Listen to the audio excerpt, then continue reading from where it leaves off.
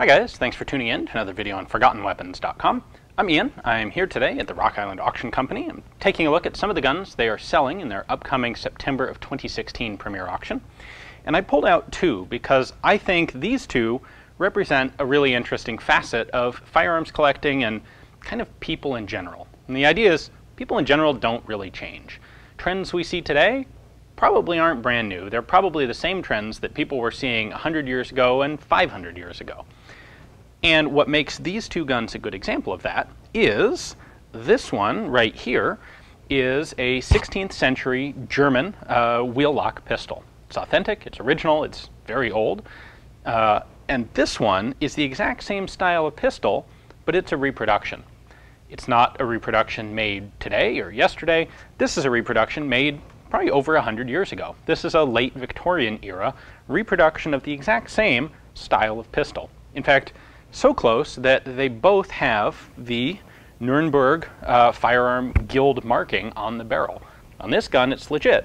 On this gun, someone just copied the mark to make it look like the correct style of pistol.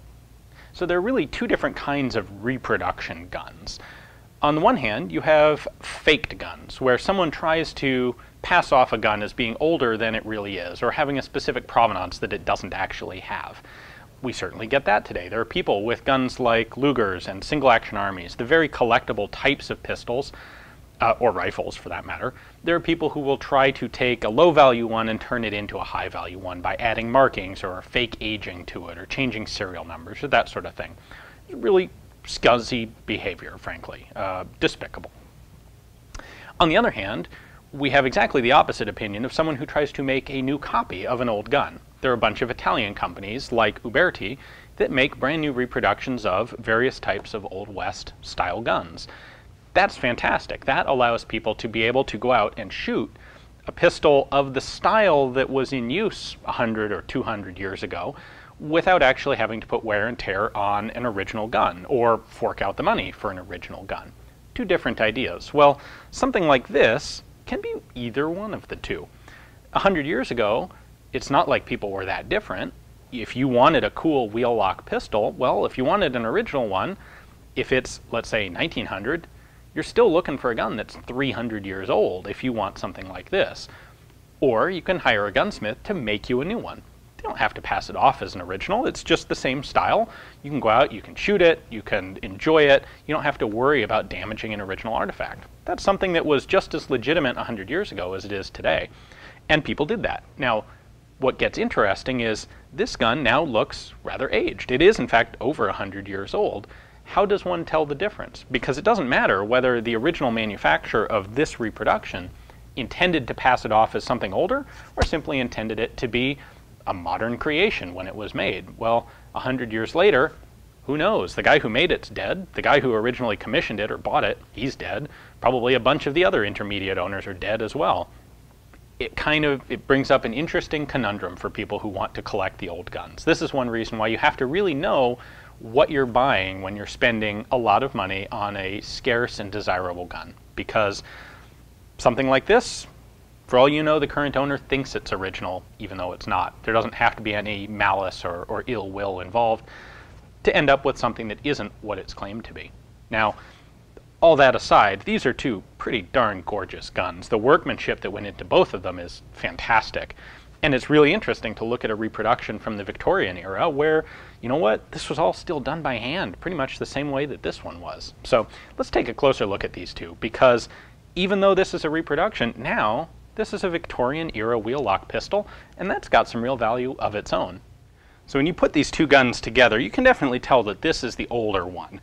However, when you have them separate and you're just looking at one or the other, it's really hard to tell how old is this. You can tell it wasn't made yesterday, but it takes some real expertise to be able to look at that and identify the fact that it's a Victorian era gun and not a 16th century gun. So of course these are both wheel locks. The other thing I found really cool about them is just how very similar they are in style. You can see obviously the basic layout is the same. They both have this very abrupt angle, sharp rake to the grip here. They both have the same style of trigger. They both have this huge ball pommel. in theory, this has been largely stylized in these guns, but in theory, a lot of these early single-shot guns, you have a mace head, basically, on the butt end of the gun, so that after you fire your one shot, the thing is actually usable as a handheld impact weapon after that, if you need it. At any rate, we have creatures' heads carved into both of these. So even a lot of the engraving styles are pretty similar. You can see the basic patterns here with the vertical lines going around the pommel are repeated there.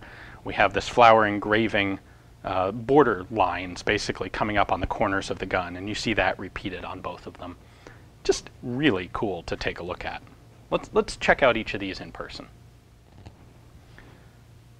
Now if we take a closer look here at the tops of the barrels, we can see an area where you get into some collector conundrums. So this N over a split shield, that's the guild mark of the Nuremberg, well, firearms making guild in the late 1500s. It's repeated on this pistol, and they've got a really nice copy of it here. Now there's also a rampant unicorn, which is just barely visible above it on the old pistol. But is it legitimate to put a mark like that on a reproduction? Certainly it makes it look more accurate and more original, but 100 years later, someone's going to look at this and say, ah, that matches up perfectly to the Nuremberg Guild in the late 1500s. That really suggests that it's original. So a bit of a conundrum there, really. Even with all this going on, it's really hard to walk away from these pistols without a real admiration for the workmanship that went into them. This bone inlay, every one of these little dots is individually inlaid. And there's some really cool little scenes. There's a hunter here. All of this hand carved out of bone and inlaid into the stock. The same type of thing here. This is, I suspect, mother of pearl, I think. It's got this really cool multicolored glisten to it, which is really neat to look at. And recognizing that this was made over 100 years ago. This was the same thing. Someone didn't 3D print this and glue it on. Someone didn't, design this on a computer. No, someone carved all of these things by hand. It's really, really quite impressive. Thanks for watching, guys. I hope you enjoyed the video. Figured we'd take a minute to just look at one of the collector issues that comes up from time to time. And hey, if we can do it with two really impressive looking pistols like these two, so much the better. Now, they are both, of course, coming up for sale. If you'd like to own either one of them, maybe you're in the market for an original, maybe you're in the market for a sort of original. It is original, just not as old as this one. At any rate, take a look at the description text below. You'll find links to Rock Island's catalog pages on both of these pistols. You can check out their pictures and their descriptions and either place bids online through the website or come up here to Rock Island and participate live in person. Thanks for watching.